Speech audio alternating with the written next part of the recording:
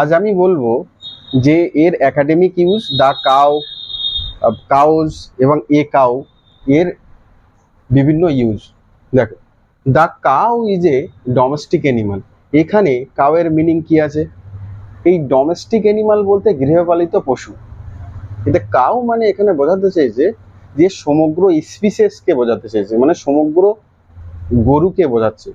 কারণ the cow একাডেমিকে তোমরা দেখেছো এই দা ইউজ হচ্ছে, তার মানে কি শুধুমাত্র একটি কাউ নির্দিষ্ট করে বোঝাচ্ছে না, এটা মানে সমস্ত স্পিসিসকে বোঝাচ্ছে যে গরুই হচ্ছে domestic animal.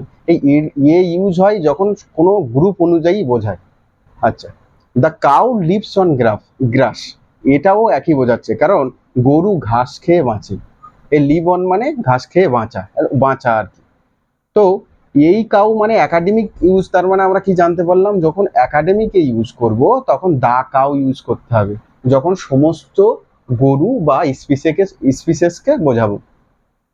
The cow is milking, এই ক্ষেত্রে এই কাউ মানে কোনো নির্দিষ্ট গরু যে দুধ দিচ্ছে বা দুগ্ধ দহন করা হচ্ছে, এই ক্ষেত্রে নির্দিষ্ট গরুকে বোঝাচ্ছে, কিন্তু এই দুটো ক্ষেত্রে কিন্তু বোঝাচ্ছে না। একাডেমিকে আমরা সমগ্র স্পিসিস অর্থে দা ইউজ করব। Cow is a useful animal, useful animal. এই ক্ষেত্রে দেখো শুধু কাউ, কোন কাউ এর কথা বলছে না। আমরা যদি এ বা অ্যান ইউজ করি, এ বা দি ইউজ করি, দা হবে, এ ইউজ করতে হবে, না হলে এই সেন্টেন্সটা কি হবে, ভুল হবে। কেননা এটা হচ্ছে কমন নাউন, কমন নাউনের আগে সিঙ্গুলার কমন নাউন হলে কোনো আর্টিকেল ইউজ করতে হয়, তাহলে এই সেন্টেন্সটা আমাদের ভুল।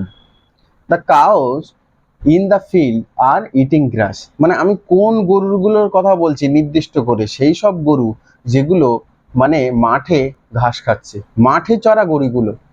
হ্যাঁ, মাঠে চড়া গরুগুলো তারা ঘাস খাচ্ছে, অন্য গরুগুলো হয়তো অন্য কাজ করছে।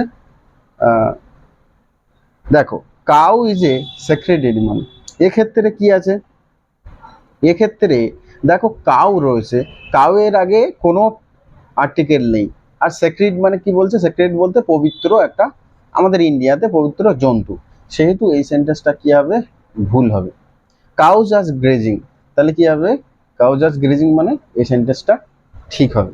তাহলে আমরা কি বুঝলাম সর্ব থেকে, যে কমন নাউন হলে, সিঙ্গুলার কমন নাউন হলে আমরা কি ব্যবহার করতে হবে, এ ইউজ করতে হবে।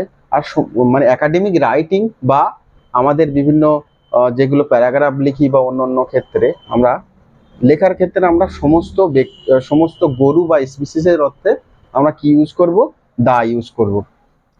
শুধুমাত্র এগুলো না, কমন নাউন যেমন আছে এলিফ্যান্ট রয়েছে, তারপরে তোমার হচ্ছে ডগ, এগুলোর ক্ষেত্রে। আচ্ছা, আজ এই পর্যন্ত।